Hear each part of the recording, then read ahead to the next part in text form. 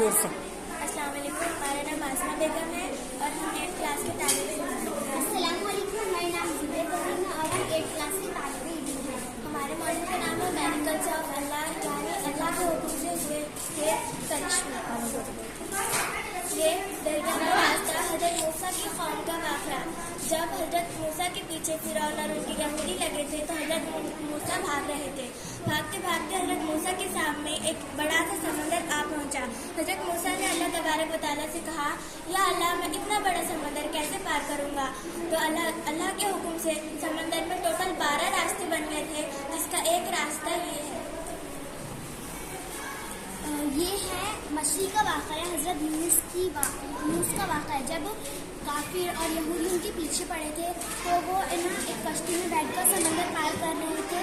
تو جب سمندر پار کر رہے تھے تو اللہ تعالیٰ کے حکم سے وہ کشتی پلٹ گئی. اللہ تعالیٰ نے یہ کہا کہ آپ اپنی قوم کو چھوڑ کر کیسے جا سکتے ہو؟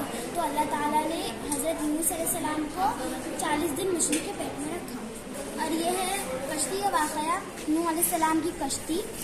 اللہ تعالیٰ نے نوح علیہ السلام کو حکم دیا کہ تم ایک کشتی بناؤ، اور نوح علیہ السلام نے ویسا ہی کیا. انہوں نے ایک کشتی بنائی اور جب انہوں نے ایک کشتی بنائی تو اللہ تعالیٰ نے ایک قائم کیا طوفان، جسے ہم کہتے ہیں طوفان نوح. اس میں سمندر زمین اور آسمان دونوں سے بھی پانی آتا تھا تو وہ قائم کر دیا. اور جو یہودی تھے، کافر تھے، وہ طوفان میں بہہ کر چلے گئے، اور جو مسلمان تھے وہ کشتی میں بیٹھ کر سوار ہو گئے. اور یہ ہے کنویں کا واقعہ. حضرت یوسف کی قوم کا واقعہ، ان کے بھائیوں کا واقعہ. حضرت یوسف سب سے چھوٹے بھائی تھے. ان کے پورے 11 بھائی تھے اور حضرت یوسف جو ہے وہ سب سے چھوٹے بھائی تھے.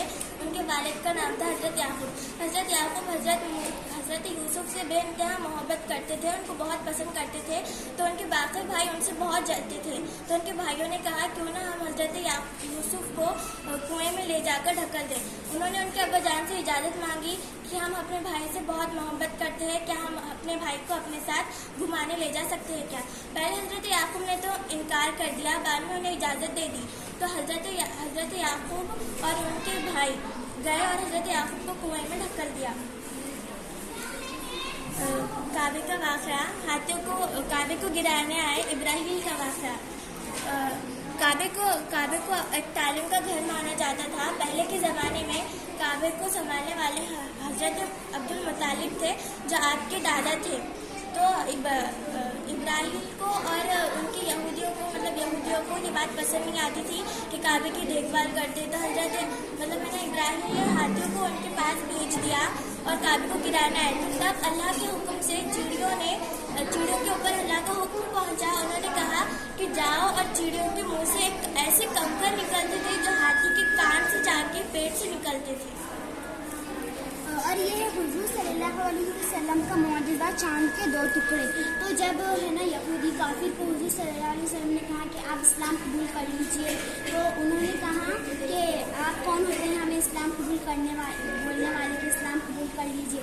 تو محمد صلی اللہ علیہ وسلم نے کہا میں نبی ہوں. تو کافروں نے کہا آپ نبی ہیں تو چاند کے 2 ٹکڑے کر کے بتائیے.